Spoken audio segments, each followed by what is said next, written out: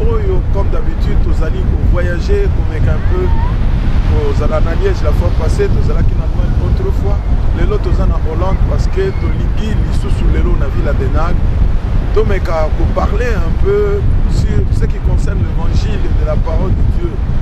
Alors na kumisi nzambe peut nzambe asali biso ngolu ete lelo tozala awa et vous allez vous poser la question de savoir pourquoi nous avons choisi ces quatre.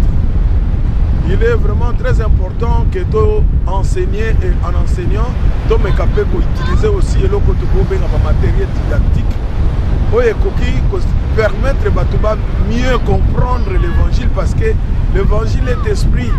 Les animaux comme les animaux loba et maître. Et le Seigneur il utilisait parfois des exemples ou des paraboles pour permettre de un peu en dehors il y a Makamouana, mais ça n'a pas éclairé en utilisant vraiment Makamou est trop simple pour être bakota, pas pénétrer.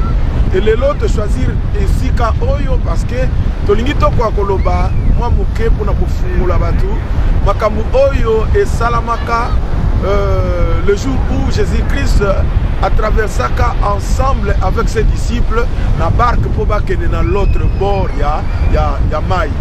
Et la ligne loba sur ce qui est écrit dans le livre de Marc chapitre 4 à partir du verset 35, là où Tokokiko Tanga Mwamuke, Bible Zakoloba Boye, la thème il y a message, c'est-à-dire la tempête apaisée. Et Tolingue un peu de Loba, qu'est-ce qui s'est réellement passé ce jour-là? Parce que Batubayo Kakakaka, que tempête hier soit téléménaki, mon pépé, télémaki. Mais qu'est-ce qui s'est réellement passé? Et pourquoi Christ a téléménaki mon pépé Oyo? Mais pourquoi événement Wane Salamaki? Talatina, Tolingue te compte un peu dans la profondeur, pour te mettre un peu pour expliquer dans le bateau, Yebi Kambote, parce que le peuple en Zambazan a droit. Il y a prédication, il y a droit et enseignement pour que l'ignorance soit quoi parce que c'est l'ignorance n'a qu'à esclavagisme. Je lis rapidement la parole de Dieu dans le livre de Marc chapitre 4 à partir du verset 35. La Bible déclare, ce même jour le soir, Jésus leur dit, passons sur l'autre bord. Après avoir envoyé la foule, ils les menèrent dans la barque où ils se trouvaient. Il y avait aussi d'autres barques avec lui. Il s'éleva un grand tourbillon et le flot se jetait dans la barque, au point qu'elle se remplissait déjà. Et lui, il dormait à la poupe sur le coussin. Et ils le réveillèrent et lui dirent, Maître, ne t'inquiètes-tu pas de ce que nous périssons? S'étant réveillé, il menaça le vent et dit à la mer, silence, tais-toi. Et le vent cessa, il y eut un grand calme. Puis il leur dit, pourquoi avez-vous eu peur? Comment n'avez-vous point de foi? Ils furent saisis d'une grande frayeur et ils se dirent les uns et les autres, quel est donc celui-ci à qui obéissent même le vent et la mer? Celui-là, qui est celui-là à qui et le vent et la mer obéit à ses ordres? Et c'est de là que nous voulons parler aujourd'hui. Et qu'est-ce qui s'est réellement passé pour que Makambo et Kwamosala. Na kumisi nzambe mingi parce que thème oyo to texte oyo, ezali texte moko ezali un peu pareil. Na texte oyo eza kolobela biso sur la mort de Lazare. Ce qui nous a comprendre comment Lazare était-il mort. Dans Catholique chapitre 10 et dans Luc chapitre 11, nous devons comprendre réellement aussi qu'est-ce qui s'est passé réellement pour que tempête oyo ekoka bongo kutana na bango. Yango nalingi un peu na kwa kobonde la paix kotika nyonso na maboko ya Nzambe pour que Nzambe asunga biso, esprit na biso ezala réveillé, pensée na biso efungwama, tokota vraiment dans la pensée prophétique et toyeba eloni exactement dans balinga na biso na boko ya lelo. Que Dieu accepte de bénir ce moment où tolingi to partager na vie. Gloire au Seigneur. Nous te bénissons Seigneur. Nous rendons l'honneur et la gloire à ton nom Seigneur. Tu nous as fait grâce d'être là Seigneur dans ce cadre.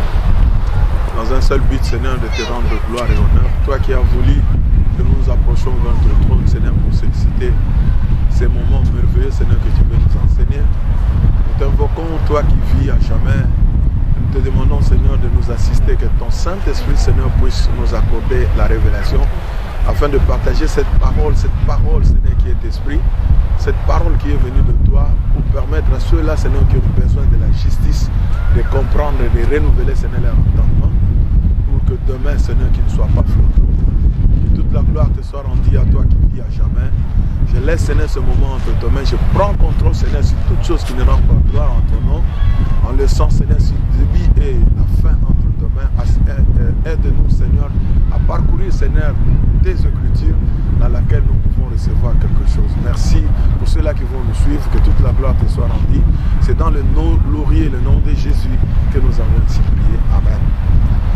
Je rends gloire à Dieu, comme je le disais tout à l'heure, qu'aujourd'hui, Tolingi Totea, et puis Tokwa Kolobempe, sur la tempête apaisée. Tofungula qui peut tanga qui tout à l'heure, que Ezalaki na Mokolomoko, Jésus-Christ, Azalaki na ba disciple, peut poser à côté, mais non plus na place où Azalaki, et c'est là qui était à se déplacer pour que dans l'autre bord, il y a maille. Et pour le faire, la première des choses que Christ avait fait, il a d'abord commencé par renvoyer la foule. Parce que Ayebaki, il a connu les alaïs causer la bango nangam. Mais les disciples, étant un peu dans la chair, comprenaient exactement qu'est-ce qui pouvait se passer. Il y a lobby, commis na kati ya sika, zui barque, et koti na kati bani ko rame pour bakene nangam. Et pour Jésus qui était un peu fatigué, alalaki, mais pendant que azalaki na kati ya sommeil, mai bandai kotomboka, lokola toza komona simana biso, toza liboso ya mer, mai ezalaki ko s'agiter, pe mai s'agitaki pambate, lokola ndenge toza komona, mais ba flow ya mai et comment il kokota jusque na kati ya barque. Et le temps est comme difficile pour nous naviguer. Et pour nos disciples, comment ils peuvent périr. Alors, il a fallu trouver une solution. Mais quelle a été la solution pour être bima na kati ya difficulté au bango bazalaki nango, parce que cette solution bango bazalaki nango ezalaki ko utiliser nani kai na bango pour na ko ramer et babima na kati ya étape wana to na kati ya difficulté wana. Mais tellement que vague ezalaki makasi et comment qui difficile. Babeleli balobi na Christ balobi Seigneur maître ozali komona te que tozali kokufa. Mais la chose oye ko interpeller biso ezali nini. Jésus-Christ s'étant réveillé, il a regardé, il a compris qu'il s'est passé quelque chose.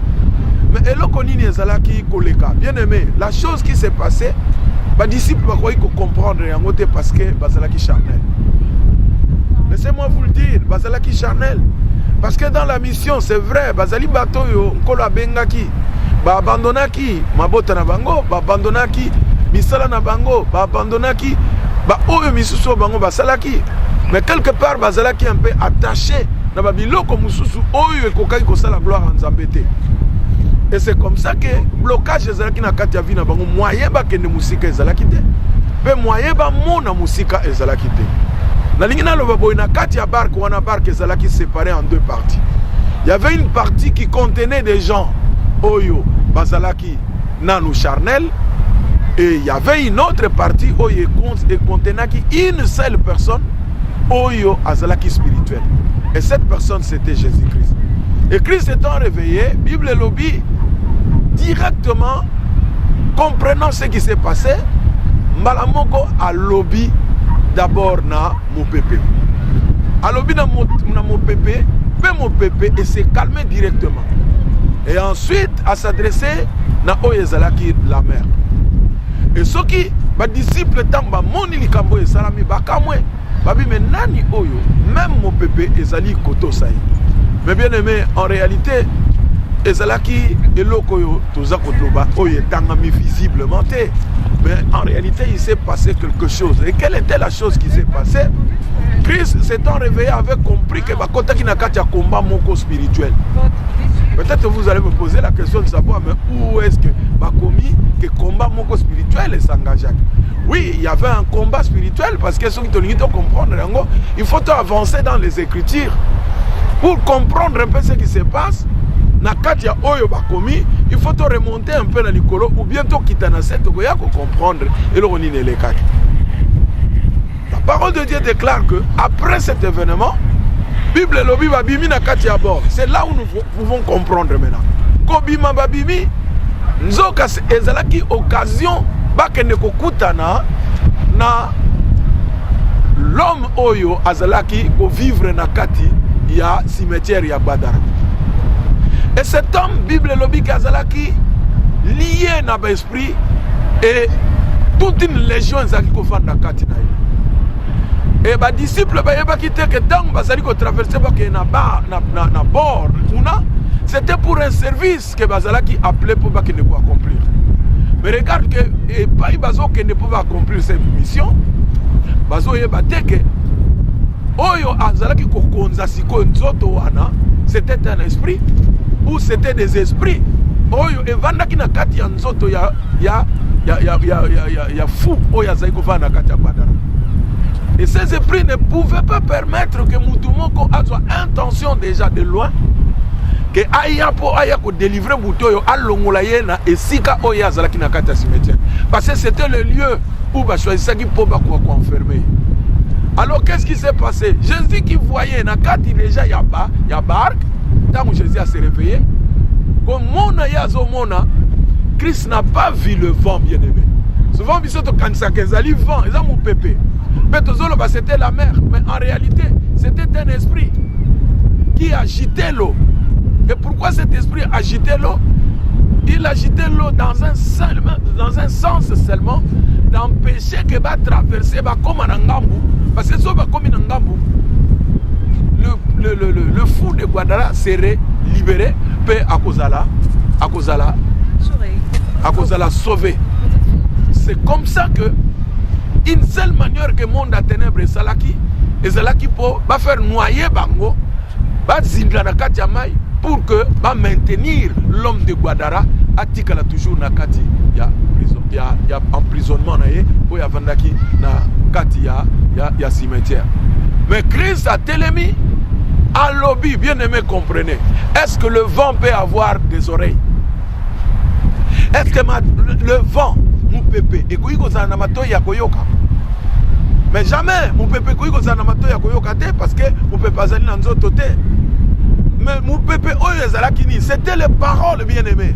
Oyo ezalaki kobima ba parole blasphémateur. Ba parole d'envoûtement. Oyo ezalaki kobima na kati ya esprit de mer. Or cet esprit de mer, l'esprit de mer c'est quoi? C'est une sirène. C'est-à-dire oyo sirène oyo azalaki kova na kati ya mai.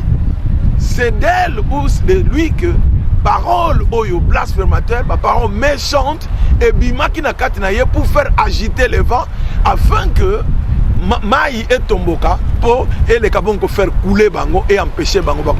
Gloire soit rendue à Dieu parce que na kati ya bateau wana ezalaki kana bateau bazaki charnalité, mais il y avait aussi une personne qui était spirituelle. C'est de là où nous parlons, bien aimé, que la barque ezali symbole to synonyme il y a église, ezali synonyme il y a bateau, ezali synonyme il y a lieu de refuge oyo bato bakoki kokota po bako kozala na paix. Et na kati ya lieu de prépice ceux qui toza na bateau bazali na charnel. Parole ya Nzambe lobi c'est bien. Pourquoi? Parce que mutu mon côté abikaka to azalaka repenti peut directement commis spirituel. Mais ceux qui battent bandi nanou dans la repentance, bazo zelaye na repentance te, bazo zelaye na conversion. Parce que c'est dans la conversion que mutakoyi ko mata akota na 4 étapes moko spirituelles. Et mutakoyi ko kota na 4 étapes spirituelles, seulement ceux qui a bandi nanou ko se dépouiller na onyon soyo ezalaki ba œuvre yakala, ba habitude yakala. Parce que le Seigneur Jésus-Christ lui-même pour que akwa ko sala œuvre oya sala, Jésus-Christ d'abord abandaki d'abord ko se dépouiller lui-même d'abord. na oyo babengi gloire. Alors Bible lobi boye que Christ qui était spirituel a boaki miso à comprendre que non, il y a un esprit. C'est que Jésus-Christ voyait. Pourquoi? Parce que dans le cas de Jésus-Christ, l'intelligence s'était renouvelée. Dans le cas de Jésus-Christ, il avait la révélation. Dans le cas de Jésus-Christ, il avait la connaissance. Dans le cas de Jésus-Christ, il avait le discernement. Dans le cas de Jésus-Christ, il avait la sagesse. Et la sagesse, c'était la crainte de Dieu. Puisque tous ces éléments que je viens de citer, et vandaki katinaye, et c'est là qui élément oyo et propulsa kamutu, pour qu'on même mutu akwa kota na kati ya ubota biloko to benga ba fruit de l'esprit, pe ba fruit de l'esprit et matsaka kati na mutu pour qu'on produire bien-aimé ba œuvre de l'esprit. Et les œuvres de l'esprit, yango on a bien-aimé zali manifeste. Oyo salake, ce qui mutu à côté na kati ya discernement, il peut arriver à voir, peut à comprendre des choses spirituelles. Oyo mutu visiblement a koyi komonate. Ba disciple bazalaki komonate parce que bazalaki na nous charnel. Mais Christ qui était spirituel, il voyait bien aimé, il voyait ce qui se passait. Il voyait que c'était un esprit, c'était une sirène. Oyo azalaki na commande. Oyo azalaki ko garder esprit oyo et vandaki na kati ya prison ya na cimetière ya Badara. Mais tangu Jésus-Christ a fait taire esprit oyo. Alobi na mon pépé téléma. À s'adresser maintenant dans la mer. Alobi reste calme. Et c'était pas la mer, mais en réalité c'était un esprit. Et si on a faire taire yango, bah comment qui n'engam? Quelle était la première réaction? Nous pouvons lire. Première réaction, il y a parole, il y a Nzam. Et Zolobani dans le chapitre 5, à partir du verset 1er.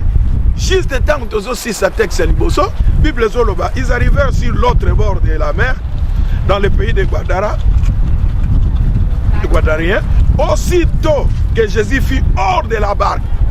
C'est-à-dire, c'était vraiment comme si quelque chose qui leur entendait. Aussitôt que Jésus-Christ sortait de la barque, regarde que l'homme de Guadara s'approche. Lui qui l'a vu de loin, il s'est approché. Pour faire quoi? Pour venir demander, pour réclamer. Parce que les effets, Oyo Jésus-Christ a ça là qui en le faisant taire. Et c'est manifesté qui, même dans Moutou Oyo, a ça là qui prisonnier na Katia Guadara. Aussitôt que Jésus fut hors de la barque, il vint au-devant de lui un homme sortant des sépulcres et possédé d'un esprit impur. Cet homme avait sa demeure dans les sépulcres et personne ne pouvait plus le lier. Et même une chaîne, car souvent il avait eu le fer aux pieds et avait été lié des chaînes. Mais il avait rompu les chaînes et brisé le fer et personne n'avait la force de les dompter. Bien-aimés, pourquoi nous venons de prendre ces textes aujourd'hui? Nous venons de prendre ces textes parce que nous voulons normalement que tout quoi éclairer le peuple en Zambie, bien-aimé, que nous avons besoin que tout côté dans une étape spirituelle. La parole est en Zambie, que tout bengami pour tout quoi franchir 3 étapes. La première étape, franchement, pour nous battre, parce qu'il faut apprendre le point de départ correct. Parce que la parole en Zambie, c'est que Moutou Alingi à côté de l'école en Zambie, l'école de Dieu est à 3 niveaux. Premier niveau, c'est l'étape l'étape bon. Et comment est-ce que tu as côté en étape bon, côté en étape bon seulement ce que Yambi Yesu, le quoi me conduit peu mon bixinayo, c'est alors que Nzambe a commis, Christ a commis berger nayo. Et étant devenu ton berger, lui il te conduit pour t'amener maintenant dans la première étape que nous appelons l'étape bon. Mais si le Seigneur t'amène dans cette étape, bien aimé, c'est pas pour que tu puisses croiser tes mains, mais il t'amène pour que tu puisses prendre un engagement. Et l'engagement dont on parle est symbolisé par ce que nous appelons le baptême. Et le baptême ne se fait pas comme le monde le font aujourd'hui, mais le baptême se fait en suivant les prescriptions, conformément à la manière dont le Seigneur Jésus-Christ lui-même avait pris son baptême. Et baptême, c'est seulement symbole. Oh, ezali ko koti sa mutu à s'engager pour côté na kati ya vie chrétienne. Mais ce que côté na kati ya vie chrétienne, bien aimé, il y a une autre étape qui t'appelle. Et cette étape, ezali pour écouter son étape agréable. Mais pour rentrer maintenant dans l'étape agréable, là tu rentres, cela veut dire que tu acceptes de rentrer maintenant dans la sanctification.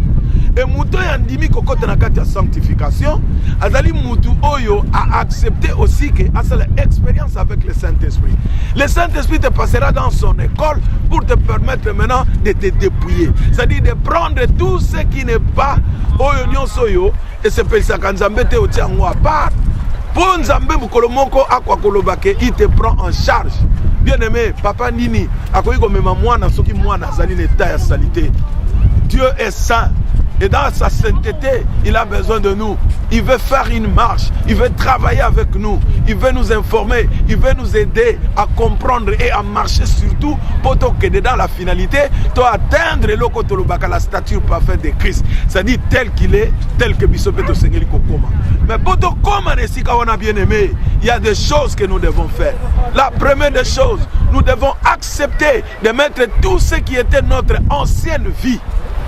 C'est comme ça que Paul Azakoloba, dans le livre Romains chapitre 12, alors nous devons renouveler premièrement notre entendement, renouveler notre intelligence. Parce qu'avec l'ancienne intelligence, avec toutes ces méthodes, quand on était dans le monde, bien aimé, nous ne pouvons pas servir Dieu. Même avec la loi, parce que la loi c'était la pédagogie. Nyonso oyo bien aimé et koyi kosunga biso te poto ke liboso, raison pour laquelle parole en Nzambe lobi Christ est venu pour non pas pour abolir mais pour accomplir. Et aujourd'hui nous ne parlons que Jésus est venu pour, non pas pour abolir mais pour accomplir. Mais quand nous rentrons maintenant dans le show de l'accomplissement, c'est là où ça nous complice. Or, parole en Nzambe zoloba pour na ko accomplir, papa si biso mobe comment c'est l'amour. Or en parlant de l'amour, nous devons d'abord commencer par dire que si nous aimons Dieu, nous devons respecter Dieu. Si nous l'aimons, nous devons abandonner nos habitudes, nos coutumes, nos méthodes. Parce que dans la méthode, jamais tu peux arriver à atteindre la stature. Nous devons bien aimer rentrer dans l'intelligence renouvelée. Parce que c'est si cette intelligence n'est mise sur Nabiso comme et cette intelligence ne peut pas venir par l'instruction, si ce n'est par le Saint-Esprit. Et le rôle du Saint-Esprit bien aimé, est pour akwa fungula biso mayele, afungula biso miso. To banda komona lokola Christ azalaki komona. Bazalaki na kati ya barque bien aimé. Bango nyonso ensemble, bango nyonso bazalaki menacé, mais la foi et bango bazalaki perdu, ba bosanaki ke bango pe bazalaki capable ba kwa kosala quelque chose nesika wana. Mais oyo nyonso bango bakoki kosala ezalaki lié kaka na chair parce que bazalaki ko raisonner par la chair, bazotambola par la chair. Et Bible et Zoloba, l'homme charnel ne peut jamais concevoir les choses de l'esprit parce que c'est une folie pour elle. Mais bisoto bengami bien aimé, to kwa kolongwane sika oy, to kota jusqu'à ce que ton mata, to tique étape agréable, tu to comme une étape parfaite. Parce que c'est là où nous pouvons avoir maintenant la révélation. Parce que kunande intelligence na biso ekoyi kofungwama, kunande connaissance na biso ekofungwama, kunande tokoyi kozwa oyo nyonso Nzambe disposa pour que toko kokota na kati ya mission. Je rends gloire à Dieu bien-aimé parce que aux 8 ans où yakoyoka biso mukolo lelo, nous avons eu l'idée de venir en ce lieu pour partager cette parole afin de vous amener à comprendre que Nzamba sala kalikamonatina. Quand Jésus disait to quitter awa, to traverser to kena l'autre bord. Jésus voyait déjà bien aimé parce qu'il était spirituel. Il ne pouvait pas les faire déplacer pour rien. Il voyait déjà la personne qui était enfermée à Badara. Lui, il les voyait. Mais à quoi il a traversé au Kepoto Kenego, l'ongola mouto à Zanakata cimetière. Mais à Yebisi Bango, traversons au Kenenaport. Mais tant que vous avez Kenenakata bord, Babandi Kenenakata Yabark, Nanzela. Vague et comme la Kibango, Christ savait que c'était un esprit bien-aimé. Bien-aimé na combat yozanango. Tant yoza ko kende po okende. Okota na quatre objectifs. Yebaka très bien que le monde du ténèbre est coluqué précédé yo. Et pousse na liboso na yo pour enfermer, pour bloquer bénédiction oyozo kende pour kende ko soit. Mais yo tellement sala un fort. Obi makati na oyezali makamona nzoto. Obanda komona makamona molimo. Komona makamona molimo bien-aimé parce qu'il s'agissait d'un combat. Komona makamona molimo elinkolo banini elinkolo bakena tango yozo mona tout marche bien na tango yozo mona tout est calme c'est justement le temps où l'ennemi se prépare pour te cribler. C'est justement dans que tout marche bien. C'est le moment où yo sengeli au téléma. C'est le moment où yo sengeli aux ala dans la prière. C'est le moment où yo sengeli aux ala dans des veillées. C'est le moment où yo sengeli aux ala dans la présence de Dieu. Parce que la paix véritable, ça se prépare. Et comme le combat se prépare. Une armée forte dans le monde, c'est une armée qui ne croise pas les bleus. Bazali ezali armée moko na moment oyo guerre ezalité bango bazali ko sala entraînement bango bazako se préparer yango na obelelo bien aimé la meilleure préparation ezali d'abord que se dépouiller bien aimé. Paul azoloba na biso dans le livre de Philippiens, je vais prendre un peu cela pour donc kosuki ça. Paul azoloba na kati ya Philippiens chapitre 2 à partir du verset 5, l'apôtre Paul alobi ayant en vous les sentiments qui étaient en Jésus-Christ. Je glorifie le Seigneur à chaque fois que je tiens ma Bible et je lis ces versets. Parole à l'Ambezolo Baketo Zalanaba sentiment oyo ezalaki na Christ. Pourquoi Balobi existant en forme de Dieu? Il n'a pas regardé son égalité avec Dieu comme une proie arrachée. Mais il s'est dépouillé lui-même en prenant une forme de serviteur, en devenant semblable aux hommes, et il a paru comme un vrai homme. Il s'est humilié lui-même, se rendant obéissant jusqu'à la mort, même jusqu'à la mort de la croix. Et je glorifie le Seigneur parce que ici, Christ, Oyo, Paul Azolo Banabisoto imité, parce qu'aujourd'hui les gens imitent les hommes, les gens imitent les vedettes. Les gens imitent les idoles. Or, Mututo Sengeli ko imiter, c'est Christ. Or, Christ azalaki un modèle d'un véritable serviteur. Et Bible Zolo Banabiso, étant un bon serviteur, ba qualité nini oyo Christ azalaki nango. Ce sont les qualités qu'on appelle les qualités d'un bon serviteur. Et quelles sont ces qualités? Je pourrais vous citer par exemple un vrai serviteur, c'est un serviteur qui ne court pas sans être envoyé. C'est-à-dire, Moutou Oyo, Alinga Kota na kati étape spirituelle, c'est-à-dire, il faut pas fruit de l'esprit. Et quoi que bota na kati na Oya c'est à côté. Alors, ceux qui ont côté que ba fruit de l'esprit, Okoye bandengeni ni au komi spirituel, to koti na kati likambango. Okoye bango seulement bien aimé. Ceux qui ba qualité Oyo, les 7 qualités o na lingna pesa, eza kati na yo. Ya liboso, il ne court pas sans être envoyé. C'est-à-dire, Mouto Yassia commis spirituel, c'est celui-là qu'on appelle un véritable serviteur. Et Bible Lovina Kata livre à Philippiens, Babi Christ a servi Dieu comme étant un serviteur, mais a servi Dieu comme étant Dieu, et pour chercher un lokola pour un mot sengeli à arracher yango. Deuxième qualité Bible Lobi, il va à l'endroit désigné par son maître. N'importe comment, n'importe où t'es, mais à sika oyo, maître naye atindie. Et troisième élément, il ne fait pas autre chose que celui qui lui a été prescrit. C'est-à-dire que ce qui lui kambu oyo, parole yanzambe lobi angote, to sengeli pe ko sala yangote. Et Bible lobi na 4e, il prie et il témoigne sa reconnaissance. Et parole yanzambe bakisi, il est revêtu de la sagesse pour gagner la confiance de son maître.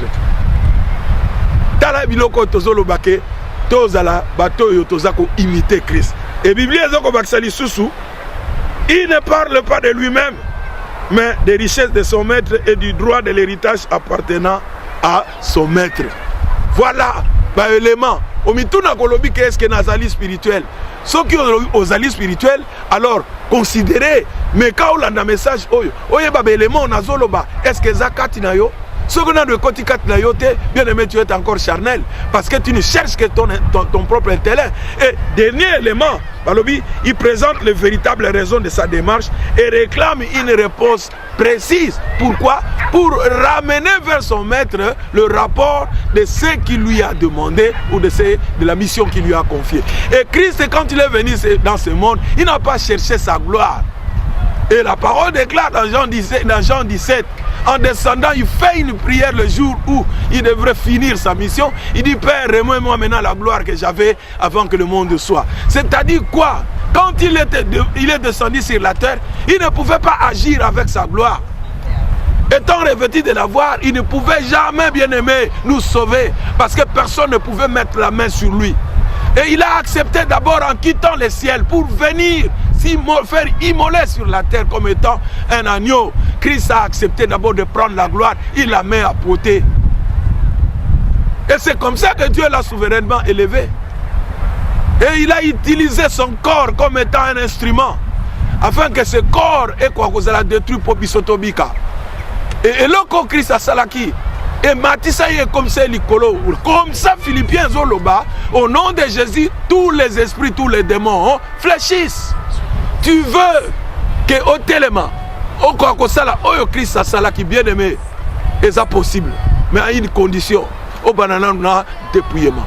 Mais au Goïgo se dépouiller, ce qui d'abord, au continent, quand il y a chemin, au Tokuigo Fongolelayo, juste de bande en étape, bon, tu as une étape parfaite.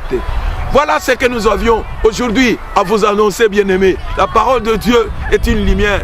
Dieu nous aime. Oh, Tozoloba, bien-aimé, tout ça est fort pour vous permettre de comprendre au moins dans la vérité. Pensez Nini Ezali, pensez exact à Christ. Le Seigneur a besoin que Bisson Stokola, parce qu'il reste un peu de temps où parole Yanzambe vous allez confirmer. Parole Yanzambe Lobi, il y aura personne qui enseignera l'autre.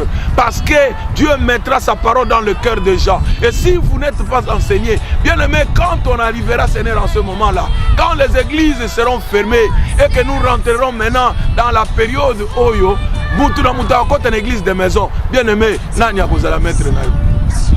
Voilà pourquoi nous avons choisi d'ouvrir ce site pour permettre à ceux-là qui ont besoin de comprendre un peu la réalité, de les saisir. Saisissez cette opportunité parce que le Saint-Esprit part et disparaissez pour un peu de temps jusqu'à ce que celui-là qui viendra soit Bimi pour te bisoto kwa kobima. Mais si vous sortez maintenant, oh mes frères, sachez que dehors, il y a un esprit agitateur qui fera de sorte que tu vas couler. Mais Zamba l'ingité que tu couler, Zamba n'a pas ça que tu as la katinaye. Gloire soit rendue à Dieu parce que dans cette barque, il y avait le Seigneur Jésus-Christ. Et posons-nous la question, si dans cette traversée, bakende qui n'a idée, il y a pour délivrer Mouto Azalaki Nangam, bongo bakende sans Christ katina bango. Quel serait leur sort? Quel serait leur sort? Gloire soit rendue à Dieu, parce que le Seigneur savait que le Kolanan Bayamba qui est Katina Bango, il a fallu présence na Yezala Penepena Bango. Mais aujourd'hui, Christ n'est plus dans la chair, il est maintenant en esprit. Et comme il est impossible, Jésus a la Kanabatuna Katia Nzoto, mais Christ maintenant, Katina Bat, et comme il a Molimo. Fongola motema na yo bien-aimé, commence d'abord par la repentance. Maintenant na katia conversion, pote okota na katia engagement. Je rends gloire à Dieu, que le Saint-Esprit glorifie le Seigneur au travers de ces messages. Amen.